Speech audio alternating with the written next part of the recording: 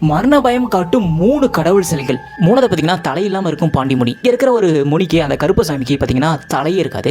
தலை தனியாக கழட்டி பக்கத்தில் ஒரு இடத்துல தான் வச்சிருப்பாங்க. அங்கே இருக்கிற கருப்பசாமிக்கு, அதாவது முனிக்கு பார்த்தீங்கன்னா உடம்பு மட்டும்தான் இருக்கும், கையில் ஒரு வேலோட நின்றுருப்பாரு. பட் அவரோட தலை பக்கத்தில் இருக்கும். பொதுவாக பார்த்தீங்கன்னா கோயில்களில் உடஞ்சி போன சிலையோ இல்லை உடஞ்சி போன தலையோ கோயிலுக்குள்ளே வைக்கக்கூடாது. ஆனால் இந்த கோயிலுக்குள்ள இருக்கிற சாமியோட தலை பார்த்தீங்கன்னா தனியாக தான் இருக்குது. அந்த தலைக்கு பூஜை பண்ணுறாங்க, அங்கே இருக்கிற உடம்புக்குமே பூஜை பண்ணிட்டு இருக்காங்க தனித்தனியாக. ரெண்டாவது பார்த்தீங்கன்னா பாதி உடலுடன் இருக்கும் அம்மன் சிலை. இந்த அம்மன் சிலை பார்த்தீங்கன்னா இடுப்பு வரைக்கும் தான் உடம்பே இருக்கும், அதுக்கு மேலே உடம்பே கிடையாது, கீழே கால் மட்டும்தான் இருக்கும். அந்த காலத்தில் பார்த்தீங்கன்னா சேர சோழ பாண்டிகள் மிகப்பெரிய ஒரு சண்டையில் ஈடுபட்டு இருந்தாங்க. ஸோ அந்த சண்டையை குறைக்கிறதுக்காக முனிவர் போய் பார்வதி கிட்ட கேட்டிருக்காங்க. அப்போ பார்வதி இங்கே போய் இந்த சேர சோழ பாண்டிய மன்னர்களை ஒரு இடத்துக்கு வர வச்சு 3 பேத்துக்குமே சமாதானம் பேசி அனுப்பிச்சுட்ருக்காங்க. ஆனால் அங்கே வந்து பார்வதினே தெரியாமல் இந்த 3 மன்னர்களும் சமாதானம் பேசி முடிச்சுட்டு வீட்டுக்கு போயிட்டாங்க. அப்படி அவங்க பாரதத்தில் போகும்போது தெரிஞ்சது வந்தது பார்வதின்னு சொல்லிட்டு. ஸோ பார்வதி கிட்ட போய் வேண்டி கேட்குறாங்க, நீங்கள் எங்கள் ஊருக்கு வந்துருங்க, நீங்கள் எங்கள் ஊருக்கு வந்துருங்க. அப்போ பார்த்தீங்கன்னா பார்வதியெல்லாம் 3 இடத்துக்கு போக முடியாது. அதன் காரணமாக பார்வதியோட உடலை 3 பாகமாக பிரித்து 6க்கு ஒரு ஊரில், அதாவது சேர சோழ பாண்டியர்களோட 6க்கு ஒரு ஊரில் போய் இருந்திருக்காங்க. அப்படி சோழ நாட்டுக்கு வந்தவங்க தான் இந்த பாதி உடலோட இருக்கணும் அம்மன் சிலை. மூணாவது பார்த்தீங்கன்னா பூரி ஜெகநாத் கோயில். இந்த கோயிலில் இருக்க எல்லா சிலைகளுமே முழுமை பெறாமல் அறகுறையாக இருக்கும். அது மட்டும் இல்லாமல் பார்க்கவே